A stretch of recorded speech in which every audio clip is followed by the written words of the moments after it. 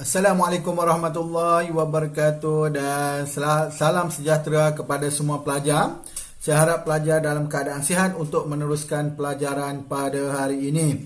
Hari ini kita akan tengok tema 12, Tuah di Bumi Permata, dalam topik terbaik dari ladang muka surat 146, iaitu mengenai penternakan kerbau. Sebelum itu kita tengok video yang disediakan oleh pihak DBP.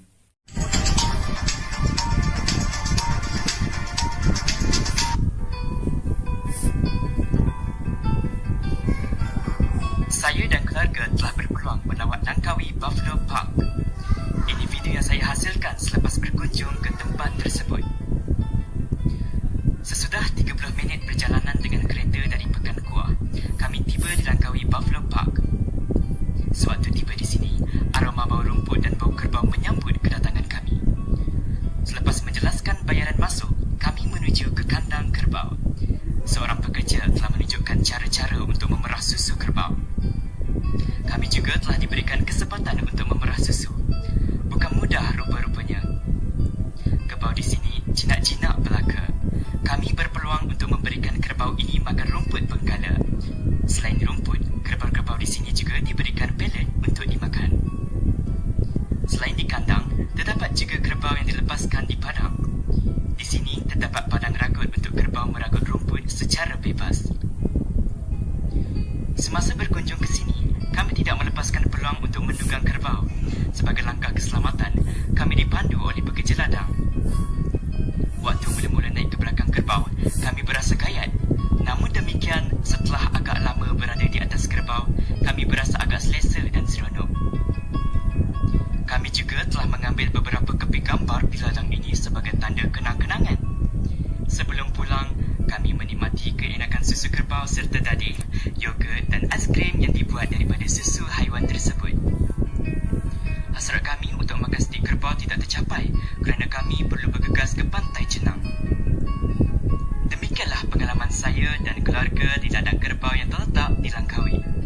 Sebagai anak kota yang tidak biasa dengan suasana desa, pengalaman ini amat bermakna. Okey, berdasarkan video tersebut, kita dapat tengok bagaimana peternakan kerbau, kelebihan kerbau, kegunaan kerbau dan manfaat kerbau kepada kehidupan manusia. Jadi, hari ini kita tengok pula iaitu mengenai aktiviti. Iaitu tonton dan dengar bahan yang dibaca dengan teliti untuk menganalisis isu. Okey, kita dah tonton video tersebut dan kita akan menganalisis isu yang dibangkitkan dalam video tersebut. Okey, ataupun sebenarnya bukan isu pun, tetapi lebih kepada pengalaman dia. Jadi kita akan ulas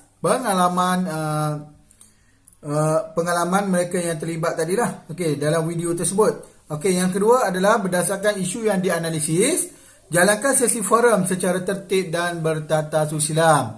Okey, untuk forum ni kita tak dapat jalankan kerana kita masih dalam mod PDPR. Okey, jadi kita tengoklah sedikit mengenai buku teks penternakan kerbau.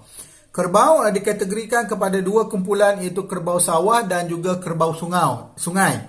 Kerbau sawah adalah kerbau yang digunakan untuk pertanian, untuk di sawah dan sebagainya. Sebab pada zaman dulu kita tak ada jentera untuk menggemburkan tanah. Jadi kita akan guna kerbau ataupun lembu untuk menggemburkan tanah, terutamanya tanah di sawah lah. Okey, kemudian kerbau sungai adalah kerbau yang tidak menjalankan kegiatan aktiviti pertanian tersebut. Jadi kita tengok apakah perbezaan dan juga persamaan antara kerbau sungai dengan kerbau sawah. Kerbau sungai diternak untuk mendapatkan susu. Yang kedua, susunya dibuat keju, dadih dan diminum segar. Okey, jadi kerbau sungai ni diternak untuk mendapatkan susu dan susunya itu dibuat sama ada keju, dadih ataupun diminum secara segar. Okey, kemudian kerbau sawah. Kerbau sawah ialah kerbau digunakan untuk membajak sawah. Membajak ni maksud dia menggemburkan sawah tersebut supaya tanah menjadi lebih subur dan tidak keras. Okey, kemudian kerbau sawah juga digunakan untuk menarik kenderaan. Okey, menarik kenderaan ni maksud dia digunakan sebagai kereta kerbau lah, macam kereta lembu tu. Dan satu lagi dia ada kerbau pygmy. Dekat negara kita tak ada kerbau pygmy. Kalau tak silap saya di Filipina, kerbau pygmy ni adalah kerbau pendek, kecil je kerbaunya.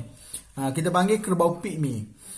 Dan persamaan antara kerbau sungai dengan kerbau sawah ni ialah pertama, tanduk boleh dibuat sebagai anggota ataupun boleh dibuat sebagai kraft tangan. Kedua, dagingnya boleh dimasak. Okey, dan daging kerbau ni kalau dekat negara kita tak berapa popular lah kerbau ni, tapi beberapa tempat dalam negara kita agak terkenal. Contohnya di Kuala Berang, Terengganu, mereka lebih suka kalau buat kenduri menggunakan kerbau berbanding dengan lembu. Dan saya sendiri pernah makan kerbau. Daging dia lebih kurang je dengan daging lembu. Tetapi kalau kita masak gulai lah, contoh gulai, ataupun kita masak kari, biasanya daging dia tu akan menjadi hitam. Itu dia berbeza dengan lembu. Lembu dia tak hitam, tapi kalau kerbau dia akan kuah dia akan menjadi agak kehitaman. Kemudian kulit dibuat kompan dan juga kraft tangan. Okey, kulit dia tu boleh diproses, dijemur, dibuang bulu dan sebagainya untuk dibuat alat kompang. Okey. Dan juga dibuat sebagai kraft tangan lah. Okey, dan pelbagai lagi lah kegunaan kerbau.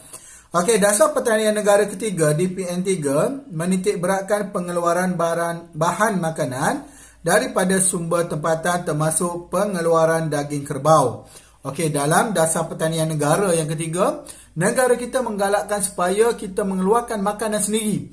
Okey, antaranya dengan menghasilkan daging kerbau. Namun begitu, disebabkan bekalan daging di Malaysia masih belum mencukupi, Malaysia turut mengimport daging kerbau dari India. Bagi mengatasi masalah ini, satu memorandum persefahaman telah dimeterai untuk mengusahakan peternakan kerbau di Sabah. Okey. Jadi untuk menghasilkan daging, negara kita ni tak ada daging sangat. Kita bukan pengeluar daging dan daging negara kita tak mencukupi, sebab itulah negara kita daging dia sangat mahal. Okey, boleh cecah 40-50 ringgit sekilo, tengok kepada jenis daging. Jadi untuk mengatasi masalah itu, maka kerajaan telah menandatangani MOU untuk memelihara kerbau di Sabah sebagai usaha kerajaan untuk menambah bekalan daging dalam negara. Okey, itu saja untuk hari ini. Kita jumpa di grup Telegram. Assalamualaikum warahmatullahi wabarakatuh. Salam sejahtera.